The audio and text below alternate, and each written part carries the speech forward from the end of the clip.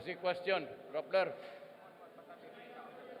Your articles are ripe with innuendos and pregnant with falsity. We do not intervene in the affairs of the armed forces. We are just an office that receives complaints or papers for reference and we transmit them to the proper agency. We do not get any money. We are not interested in that. Para sa alaman ninyo, you can stop your suspicious mind from roaming somewhere else.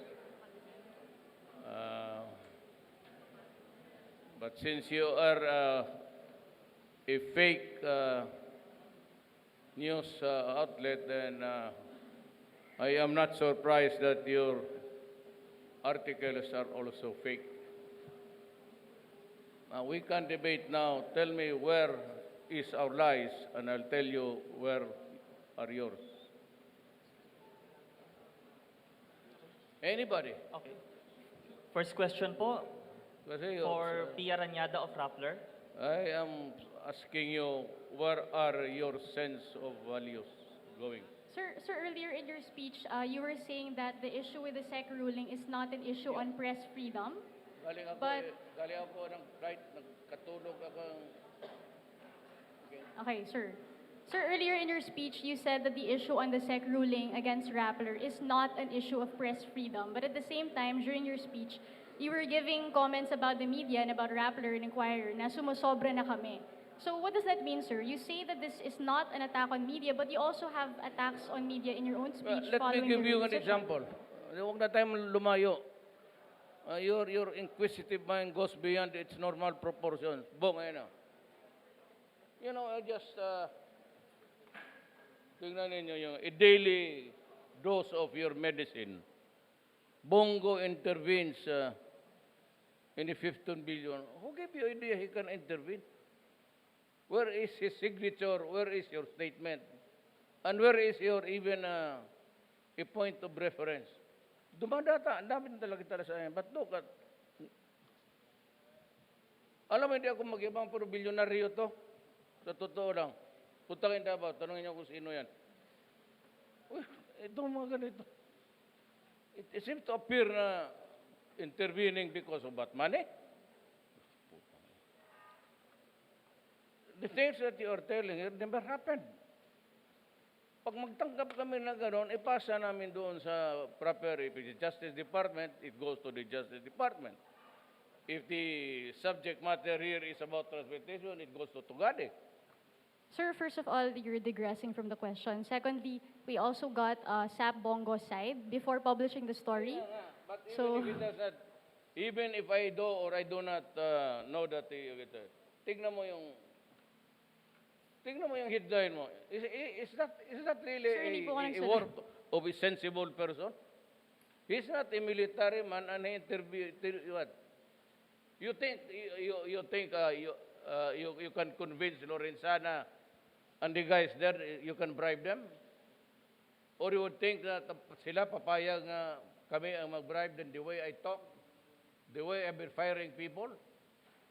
Tapos tingnan niyo yung ano, what do you know about also the boat that Bongos intervened? Sir, as far as we're concerned, we've already addressed the issue of fairness on that article. Can you just answer, please, the question? Hindi kita maintindihan. Ano? So, see, what's the question?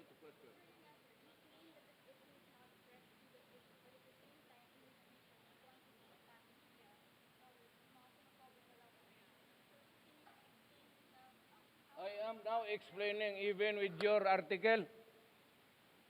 Find a way na masabi ka nagtotoo, nag-intervene kami. I'll give it to you. And if you can find, I will ask Bong to resign tomorrow. Work on it tonight. Let me know tomorrow and I will fire him. If he did intervene, even for one word.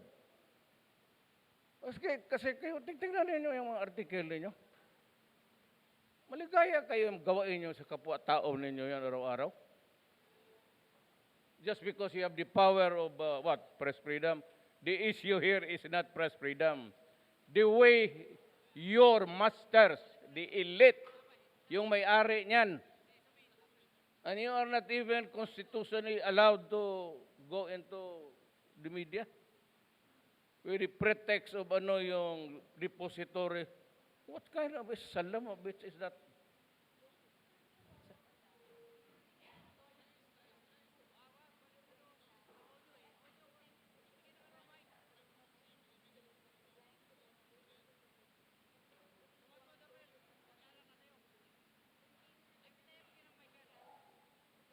Walang technicality. The Constitution does not really allow your company, of which you are a worker of that company. You are a Filipino who has allowed to abuse our country. And you are an active participant of that. Ayan ang mahirap. In the name of the Holy Grail of press freedom. Thank Yan you. ang totoo talaga yan. Thank you, Pia. Next question, Ms. Rose Novenario. Sumobra kayo. Pati ako, you're not only throwing toilet paper, you're throwing shit at us. Hi, sir. Good evening Sumobra po. kayo. Talaga. Sir, good evening po. Man, yung amo mo, anong kaso niya?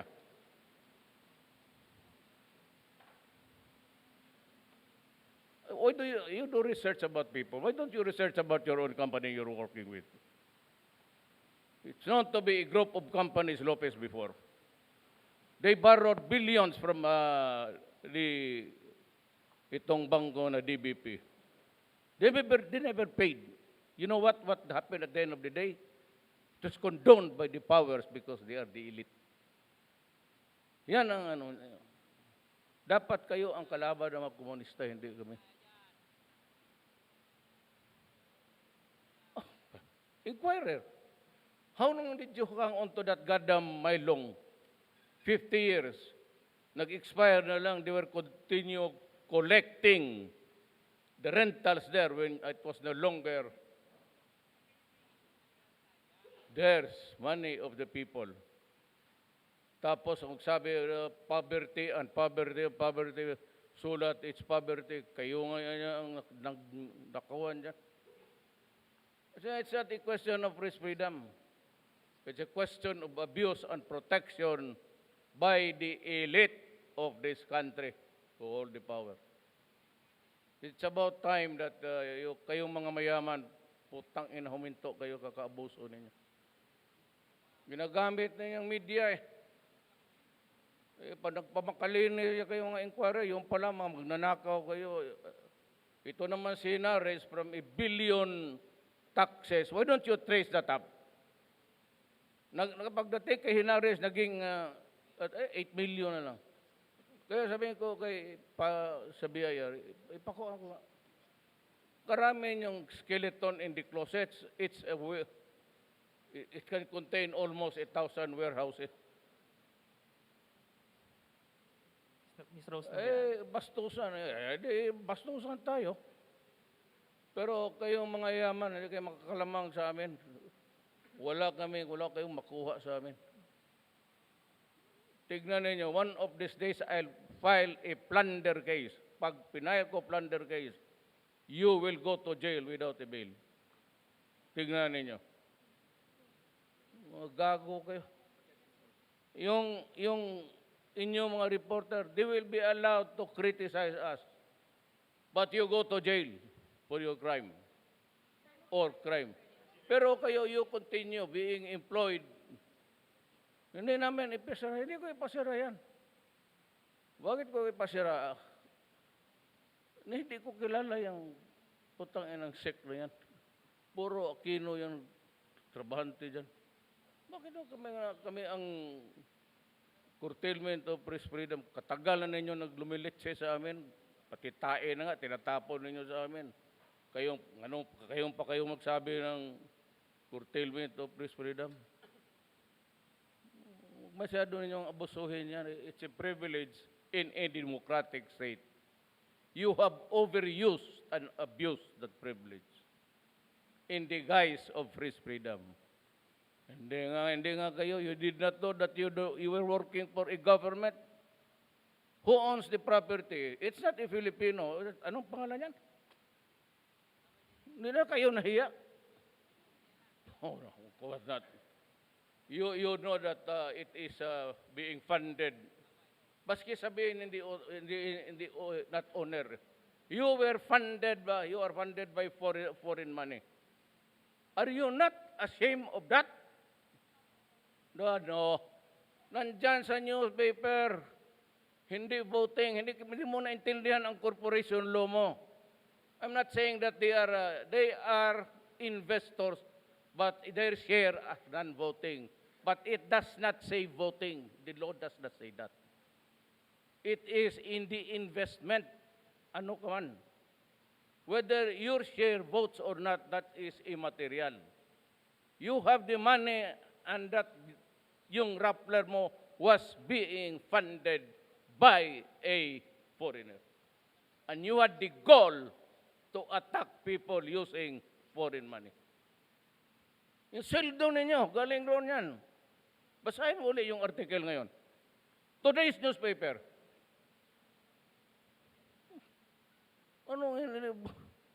Bakit ka magbuting? No need to vote. You can influence. Kung sabihin mo, I will withdraw my exposure. Saan kayo makuha ng sweldo? Hindi makausap talaga kayo. Bakit? What do you want? You know, you can always go into a horse deal. No need really to, putang ina yung kumpanya mo, pera ko yan.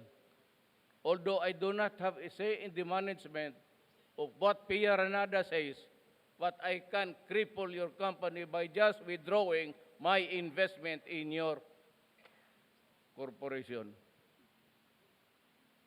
Yes, ma'am. Hi, sir. Good evening po.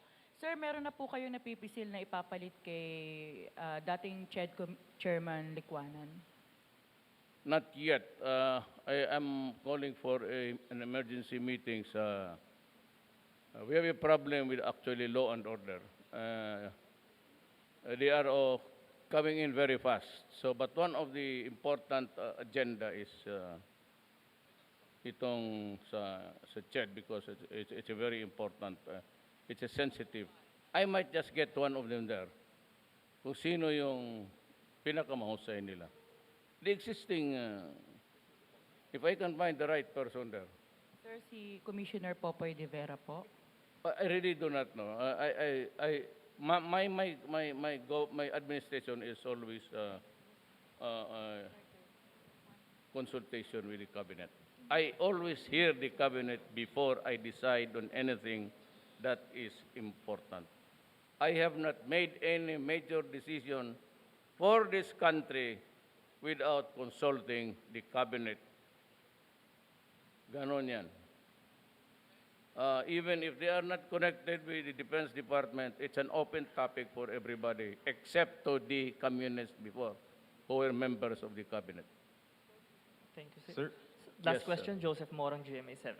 sir, how are you? Sir, pasundot lang yung nasabi nyo kanina na fa-filean nyo ng plunder. Sino po ito? Hanggang ngayon nila nagbabayad. Sir, sino po? If it's billions and you're not paying, what is that? Non-payment of taxes? Billions? Ayaw mong bayaran?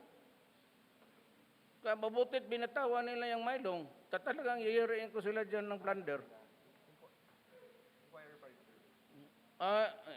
Papareho yan sila.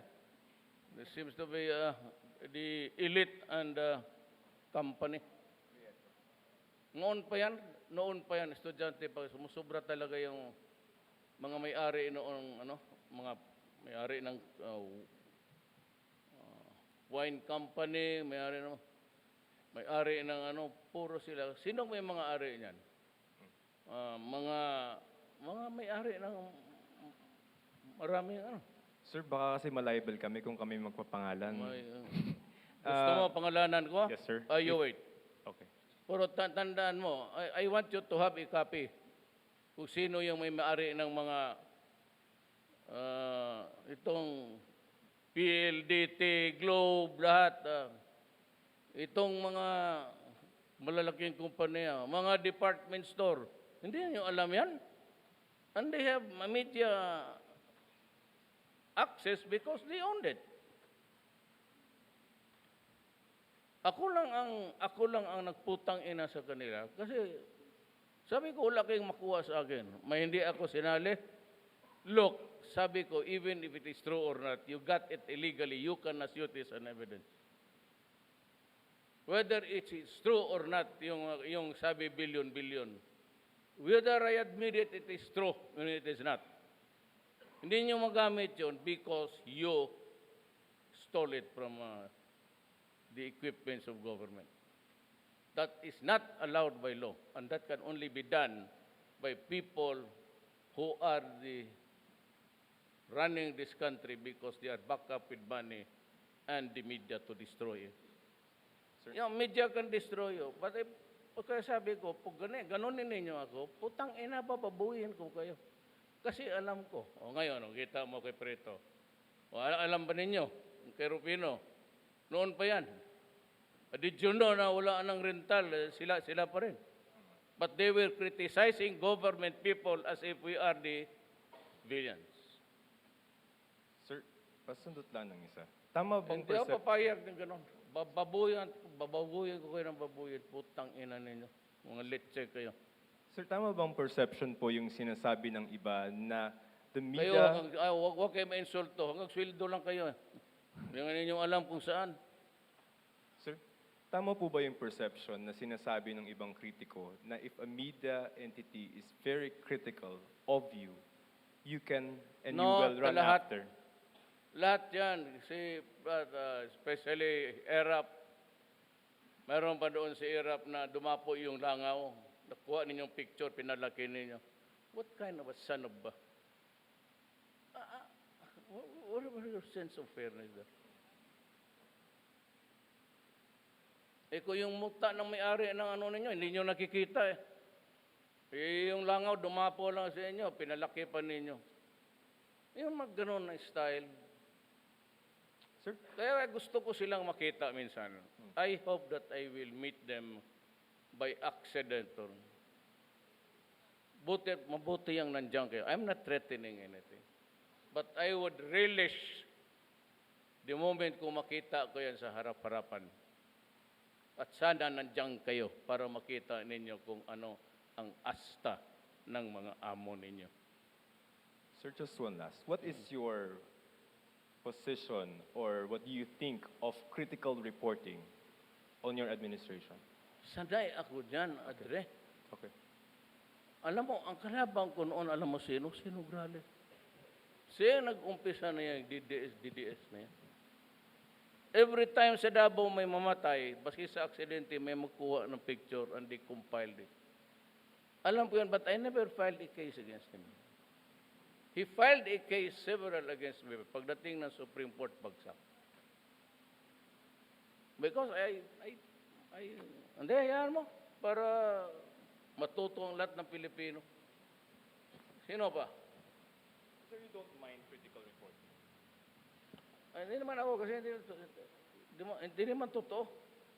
Bakit magsakit ba ako? Look, I cannot run again. I won by a margin of 6 million. Ano pa bang hintayin ko? Why would I mind a critic there sa newspaper? Wala namang bumibili niya. Wala namang kikinig yan sa mga radyo. Kasi alam ng tao, hindi totoo eh. At saka ako, pag sinabi ko, gagawin ko.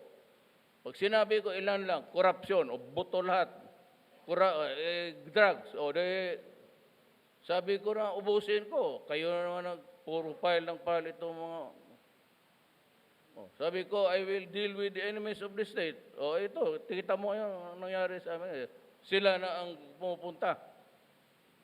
Wala. But I continue to talk with the MIMF because I do not want a war in Mindanao. Kung walang mangyari kasi dyan, puputok ang Mindanao. I'm telling you now, for the information of the public, if nothing happens there, if we cannot concede a certain concession, either territory or powers over the resources, nauna sila sa Mindanao. Sila yung mga tao doon. ikaw pagka-Kristiyanos ka, you are not from Mindanao.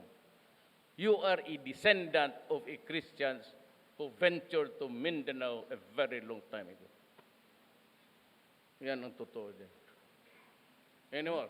All right. Hi, David sir. Cherez. Good evening. Sir, I just want to be clear on your narrative that media entities in the country, especially those who are critical of you, are being controlled by their owners, the oligarchs who are out to get you. Just want to be clear on that, sir.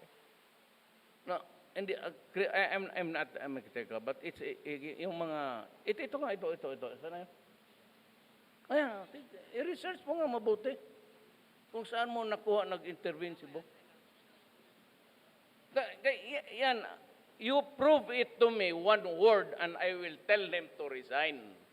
Pero for your information, mayaman to. They own the biggest printing press in Mindanao. May newspaper rin ito. Kaya kung sabihin ko, atakihin ko sa probinsya, patay kayo. Dito lang kayo sa Manila, sa probinsya, binabakbakan kayo. Ayan, gano'n, wala yan, pabili lang yan, gano'n. Yang doon, kung anong sinasabi namin, totoo, dito, totoo. Well, I said, I want the presidency. Wala akong tao, wala kayo. Pati kayong media kalaban ko, puro basura kayo binigay ninyo sa akin. Oh, now. Ngayon, ayaw pa ninyong matalo, nananalo na ako, sige pa kayo. Eh, di, palabas kayong baho. Natin lahat. Huwag lang amin. Meron kami tinatago, ladies and gentlemen of the media, we all are. We are fit of clay. Tao tayo. Ilabas ninyo yung sa mga amo ninyo, kasi ilalabas ko yan. Ganun lang yan. And they are, what are they protecting? Their business. Do not give me that shit about truth about improving the Philippines. How do you improve the Philippines? By what?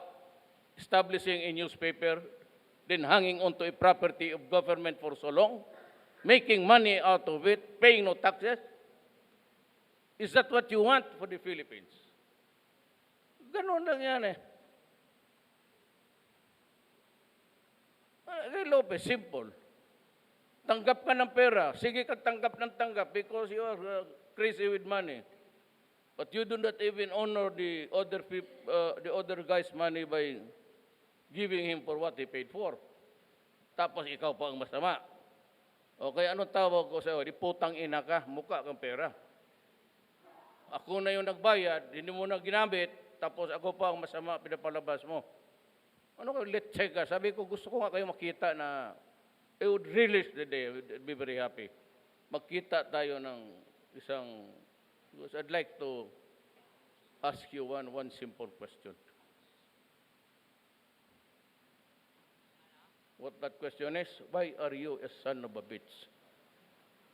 Oh! Sabihin ko, ayun, tanongin ko sa kanila. Why are you a shitting son of a bitch? Presidency, ito is hanging, ito hanging. You come up with the federal setup because that is what I promised to the Moro people. Sir, Tapos, pag may eleksyon na, you elect a president, that is my advice. You follow the, or whatever. And you call an election, and I will step down. Hangal lang sabi no, itong mga gagong, yan na hindi raw ako baba. Sino may sabi sa inyo, bakit? Ganon ako ka, palambasa itong mga putang ito, nasanay sa gusto nila. sir, Yung mga lahat ng mga magbubukid, yung mga mahirap, wala kaming prinsipyo, sila lang. Anak ng putang ina. You pretend to be the intellectual giants. sir. Okay. Last question na lang, sir. Sir, is this a message also to other news outlets in the Yung sila ang Philippines? na presidente, pumutok yung Marawi. Kung siguro, baski buntot ni magpakita doon. Sige. Sir, is this a message also to other news outlets in the Philippines that if you continue to be critical of the... But nababounce eh. outlets in the Philippines that if you continue to be critical of the administration, the same thing will also happen to you, like what happened to Rappler? Look, why should you complain if I am critical against media? Are you not critical of me? Kaya nga, kung kayo mag-criticize, okay, kami hindi. Kagaya nitong, itong komunista, sige, revolt. Mass liberation, whatever. Kung ang magsabi, ay kung ako ang mag-revolt, revolutionary government, everybody starts to yak until kingdom come. All right, thank you po, Mr. President. Wag Maraming muna, salamat. tumasin. Ito, panahon ko na, every time, hindi kayo. Alam mo, deep down, after all has been said and done, deep down sa pagkatao natin, makita tayo, I can embrace you, I can shake your hand. Putang ina na. Sampal ang makuha mo sa akin. Magkano lang man ang sampal? 25 pesos. Tang ina. Tayo, alam natin eh. Hindi man tayo nagmamalaki na mahirap o mayaman. Pero galing tayo doon. Kung saan yan, pare-pareho lang tayo lahat. Kaya nagkakaintindihan tayo. Kaya hindi ako nagpapakaya. Kaya if you are critical, if Rappler is critical and saying about, sabi ko nga eh, let's do it with honor. Prove it that he investigate Lorenzana and company and all of the Navy and military if they got even a call. Pag na-prove mo yan, he resigns. If not, I ask you to leave, Rappler. And we will organize a new publication. Okay. Ako hindi, pero marami na akong kaibigan ngayon na, alam mo na pagka-presidente ka, suddenly marami kang kaibigan, mahirap o mayaman. Hindi ka presidente, mahirap lang ang kilala mo. Yes, ma'am, hindi ka man mayaman, hindi ka rin mahirap. Maganda ka lang. Thank you po. Kasi kung mahirap tayo, wala tayo dito ngayon. Mahirap tayo, hindi tayo abot tayo nandito. At this hour, tatrabaho pa kayo. Doon na kayo sa pamilya ninyo. O nasa shopping mall kayo.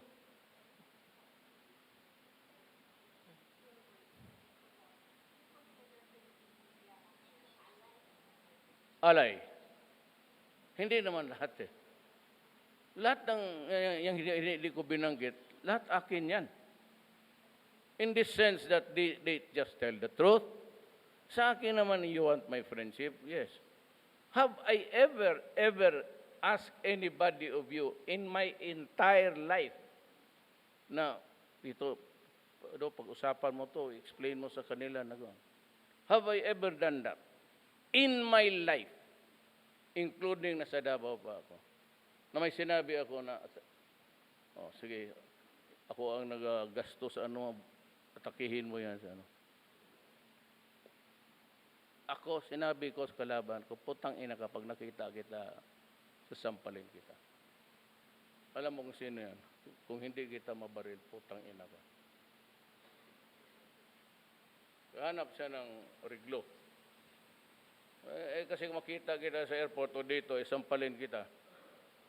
Dali mo lang magtakbo dyan, maliit man ako na tao. Kasi mahirapan kasi malaki.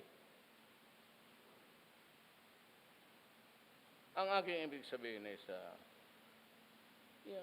do it with moderation, and do not use words that tend to cast aspersion on the character. Kasi yung mga yan, may mga anak yan.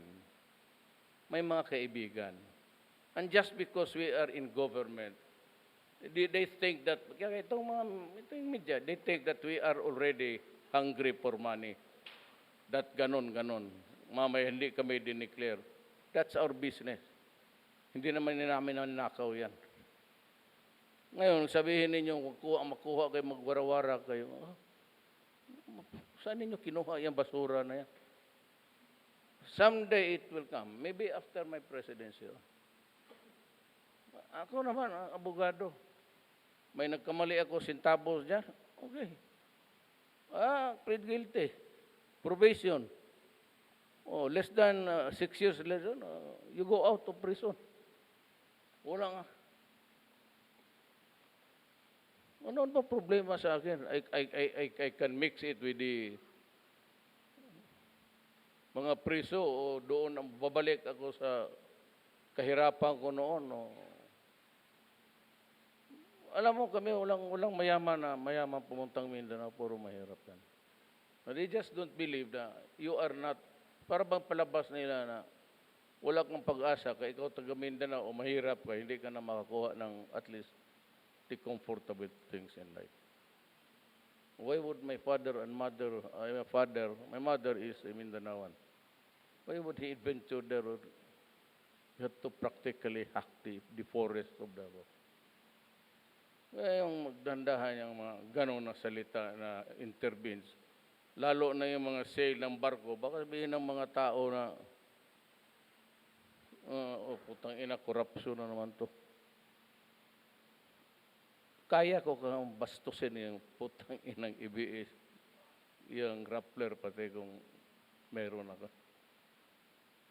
I do not have to cover anything because you can dig the entire cemetery of lies and not find it.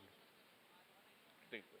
Thank you po, Mr. President. Thank you, members of the media. That ends our press briefing.